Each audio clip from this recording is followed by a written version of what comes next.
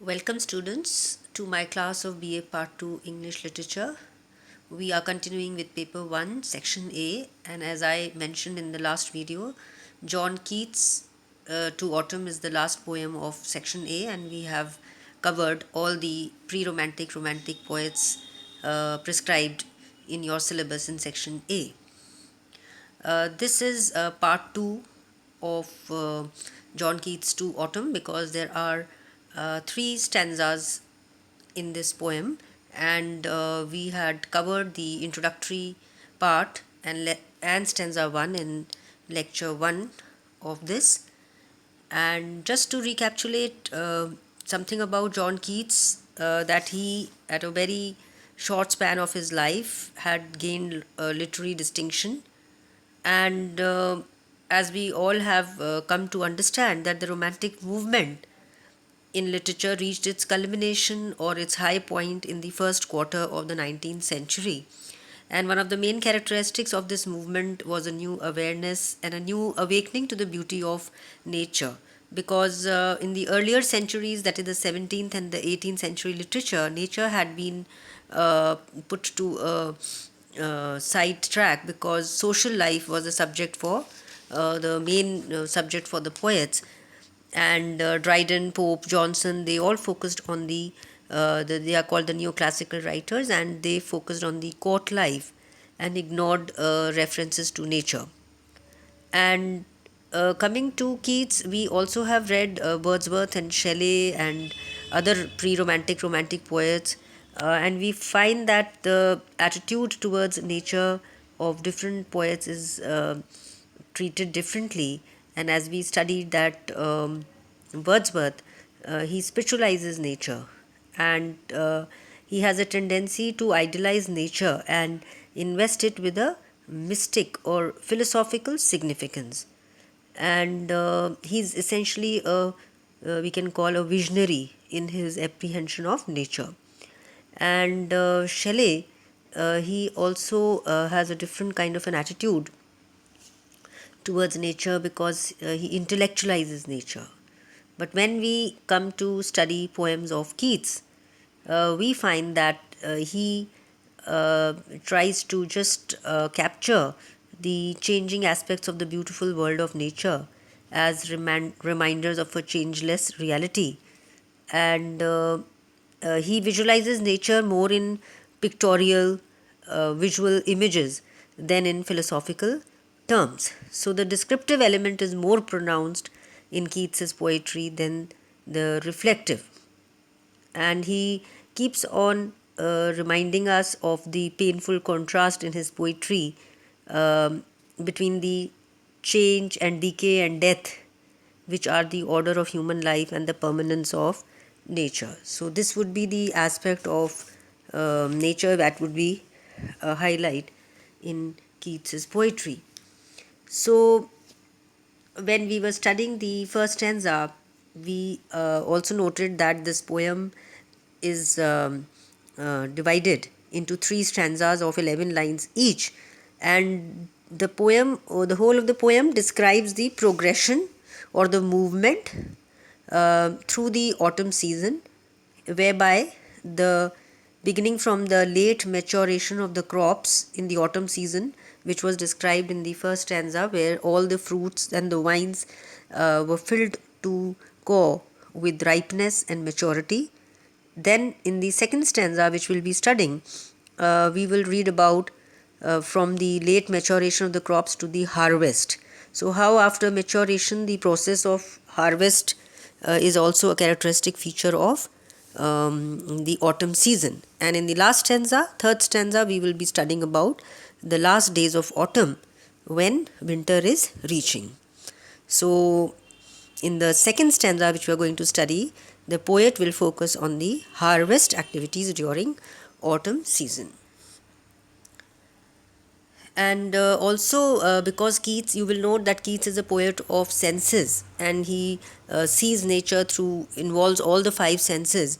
And in this poem, the pastoral or the village scene of the autumn has been created, which is full of sensual images. Normally, the season of autumn is associated in literature with life coming to an end because winter will soon set in. But in the first stanza, Keats has painted a picture of nature in its prime when all the fruits, the flowers, they are filled with their juices. And here, autumn is presented as the season of growth, fruitfulness, and abundance. So, coming to this second stanza, let us first read it aloud. Who hath not seen thee oft amid thy store? Sometimes, whoever seeks abroad may find thee sitting careless on a granary floor, thy hair soft lifted by the winnowing wind, or on a half reaped furrow, sound asleep, drowsed with the fume of poppies, while thy hook spares the next swathe and all its twined flowers. And sometimes, like a gleaner, thou dost keep steady thy laden head across a brook, or by a cider press, with patient look, thou watchest the last oozing hours by hours.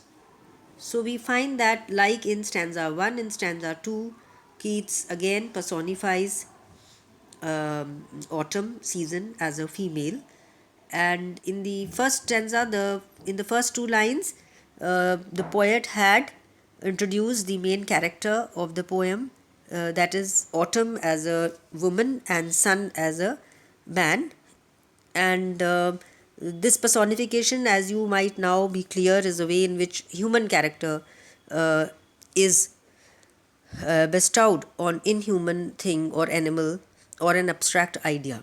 So here we find that autumn is a noun, like a day, a year, and because abstract nouns are not perceivable, and sun we can see is a perceivable noun, is a concrete noun. So to both of them, Keats has applied this human characteristic. So, in this stanza, stanza 2, Keats tells us about what the autumn does.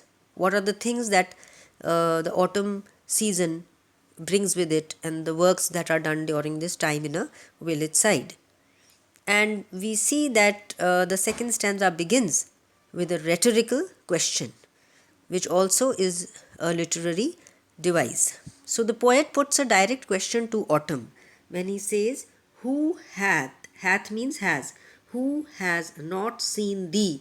Thee means you, oft means often, so many times, amid means between, thy means your store. So who has not seen you between the store? So the store here, it refers to your bounty, where harvest is kept securely in granaries. As you can see in a village side, whenever you go during this period of harvest, so the farmers would collect the grains, and they would create put them in a granary to store them to be further used for marketing. So here the scene of village is created, where the first activity which the poet describes is about the granaries in a village, where during the harvest time we find that the grains are collected. So here the autumn season is like a woman who is around found around the grains. Sometimes whoever seeks abroad. So anybody who here abroad refers to the countryside. Whenever you go to a countryside, may find thee means you. Autumn sitting careless on a granary floor. So relaxing lazily, autumn season is found because the work of harvest is done and the grains are collected. So female autumn is described sitting relaxed lazily on the floor. Thy hair, your hair, the hair of the autumn, that is described as a female, soft lifted by the winnowing wind. So, winnowing wind is the use of alliteration. So, if you have ever read in your earlier books in schools, you would know what is the process of winnowing.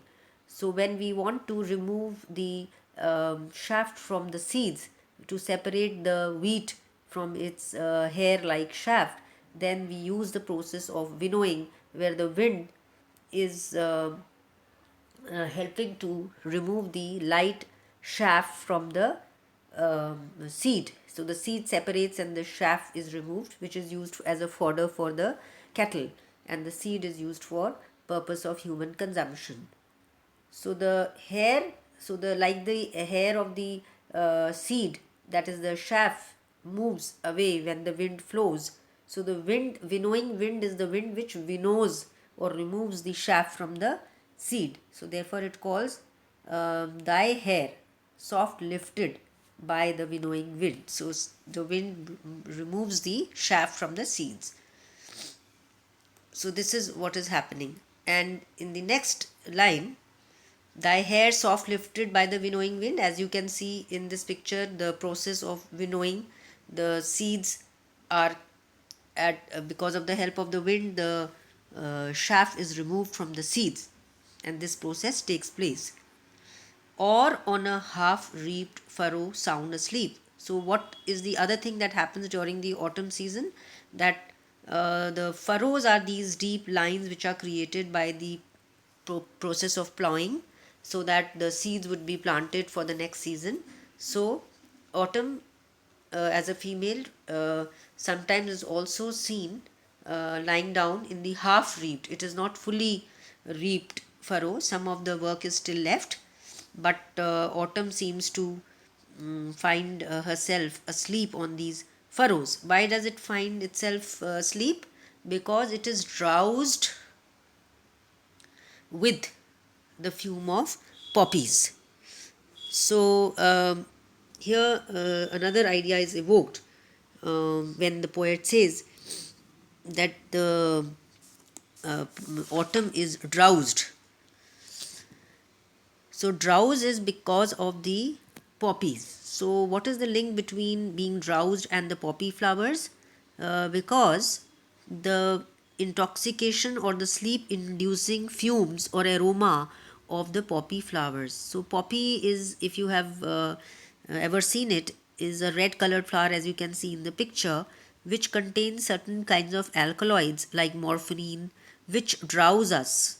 So you must have heard of the word opium, and the poppy flowers are, the farming of poppy is under the government's control, because opium is something which intoxicates you. It makes you sleepy and drowsy. The aroma fumes of poppy make the autumn feel drowsy, sleepy, intoxicated. So here the autumn is seem to be sleeping or drowsed on the half roads furrows, while thy hook, your hook, spares the next swathe and all its twined flowers. So as the farmer was ready to harvest the next crop with its sickle hook, but because of being lazily drowsed because of the fumes of the poppy, it spares the next swathe. Spares matlab autumn has left the sickle and slept, so the harvest has been spared. And like a gleaner, in the next line you will hear about this. And sometimes like a gleaner is the simile for a farm worker. So autumn is like a very careful observer not to waste any strand. And sometimes like a gleaner thou dost keep steady thy laden head across a brook. So these are the different activities which we can observe during autumn in a village side.